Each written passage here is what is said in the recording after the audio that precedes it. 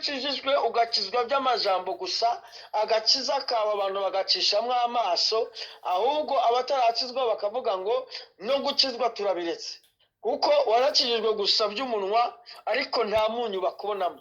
Ubundi akamaro k'umunyu, umunyu uryoshya ibiryo. Uko ibiryo byose bobiteka, ifunguro ryose bakaritegura badashizemo akunyo, iryo funguro ntago rigira akanovera, ntago rigira uburyohe. Yesu nashimwe cyane. Mu bintu biteye ubwoba hano mu isi, umunyu ni uwa mbere. Umunyu nibaza ko nicyo kintu kigugwa cyane kurusha ibindi bintu byose hano mu isi. Yesu yawuvuzeho. Umunyu uwufashe ukawushyira hasi, nta bunyegeri bwoza ngo buwujemo. Bishatse kuvuga ngo umunyu ufise imbaraga. Igihe cyose umuntu ari mu munyu, ntago Satani apfa kumwegera ngo amushobore. Uwo muntu aba ari umunyu, uwo muntu aba akomeye. Umunyu urafise imbaraga, uwufashe ukawushyira ku mabati, umunyu ufite ubushobozi bwo gutobora ayo mabati. Umunyu. Agakiza kacu ntigakwiye kurangira mu majambo gusa, kuko agakiza k'amajambo ntacyo kamaze. N'umwami wacu Yesu Kristo yaravuze ubutumwa akabwira abantu ngo nimwihane, kuko ubwami bw'Imana buri bugufi, ubwami bw'Imana buraje. Yagera ahantu ku mpumyi zahumye amaso, aya y'umubiri aboneka, akazibohora zigahumuka amaso. Barutimayo yarababohoye, ibimuga bikamuguruka, kugeza n'uwapfuye amaze iminsi ine mu mva yaramuzuye. Imirimo iboneka ifatika ikaboneka. Ikindi gihe ngo agaburira abantu, agaburira abantu 5,000 bitwa abagabo ngo abamama n'abana batarimo. Urumva n'ibikorwa bifatika Yesu yarabikora ibiboneka gutya.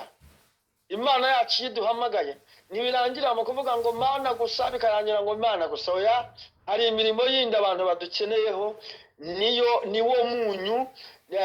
Imana mwijuru ikagushima, ariko n'abantu bakagushima bagahimbaza Imana kubw'imirimo myiza bakubonaho.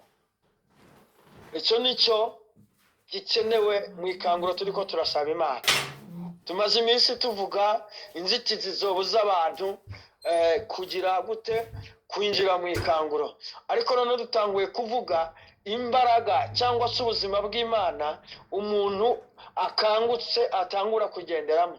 Uyu munyu rero niko gaciro Imana yaduhaye. Uyu munyu tugomba kuwitaho, imirimo myiza tugomba kuyitaho, iby'imwe tugomba kugira imigabane yo mu buryo bw'impwemu, tukagira n'imigabane yo mu by'umubiri bifatika, kuko hari ibyo Imana idusaba ngo dukore mu mwemu, hari n'ibyo idusaba ngo dukore mu mubiri, kandi byose tukabikorana umutima uhimbaza Imana. Kananga akarorero k'umuntu w'umunyu n'akarorero k'umuntu atari umunyu, bose barashobora gukora imirimo myiza. Ndashobora gufata amafaranga nkagurira ikanzu umuntu cyangwa se costume nkijijwe, ubundi nawe akayimugurira adakijijwe, cyangwa se anakijijwe ariko atari yaba umunyu. Njyewe noneho ni muri abo bantu babiri akavamo umwe ayigurira umuntu, amugurira costume cyangwa ikanzu akayimugurira, yarangiza agaceceka, wa muntu akambara, n'umubonye akibaza ko ari we yayiguriye. Ariko hari n'ubundi ayigurira uwundi, yarangiza akabyamamaza akavuga ati hajya mureba yaberewe, ni je namwambitse, ni je nagize gute. Urumva bose bakoze imirimo myiza ibiri, ariko umwe we asa n'uwakoze ubusa kuko ariko arabyamamaza. Ariko uwo munyu yabikoze, yaranibagiwe ko ari we yabikoze, kuko yakoreye Imana, yashatse ko uwo muntu ahimbaza Imana. Yesu atugiriye neza cyane. Pawulo niwe yanditse mu rwandiko rw'Abakorinto ba mbere 13, avuga ku mbaraga z'urukundo.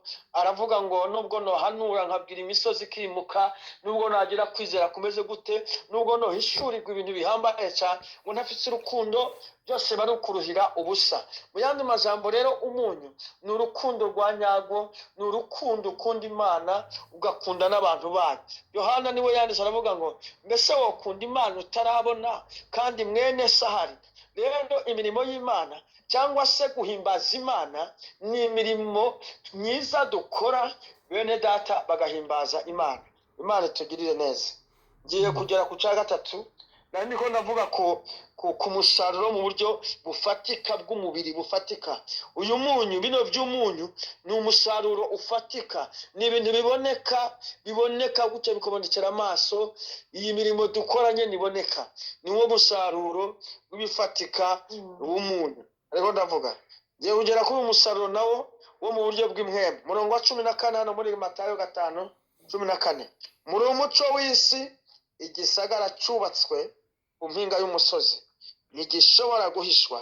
15, nta bodomeka itara ngo baryubike ko igisimbo, ariko barishira ku gitereko cyaryo ngo riboneshereze abari mu nzu bose.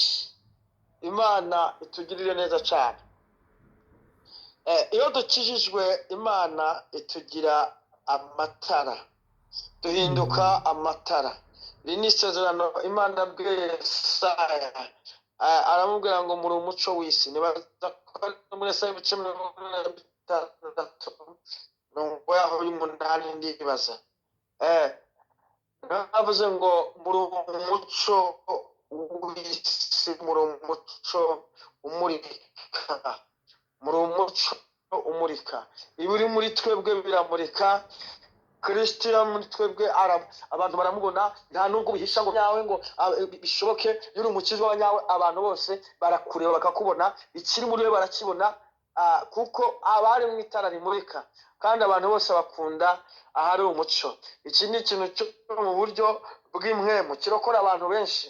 Abantu bakakubona mu itara, bakifuza nabo kuba nkawe, bakakubona uri umuntu akijijwe, adaciye ibubamfu cyangwa iburyo, ahubwo ari umuntu ari straight, umuntu agendera mu muco. Ibintu byiwe ni umuco, ibyo avuga birimo umuco, nta tunyanga, nta buryarya, ntaki.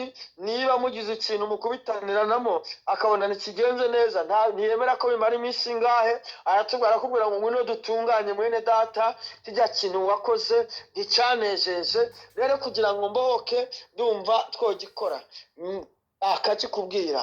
Rero ntabwo ukwiye gupfucika utuntu mu mutima wawe ngo ibiki n'ibice.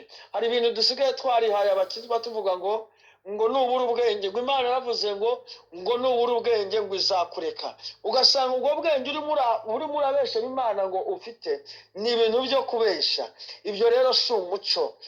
Ubwenge Imana yavuze ni ukwita ku mategeko yayo ukayakunda. Ni ibintu Imana yabwira abaherezi bari barabiretse, ni ukwita ku mategeko yabo. Rero hari igihe umuntu akora icyaha yarangiza akakidefanda akavuga ngo Imana yaravuze ngo nubura ubwenge nzakoreka, kandi azi ko yabeshe. Ariko iyo uri umunyamuco, iba o ikaba o.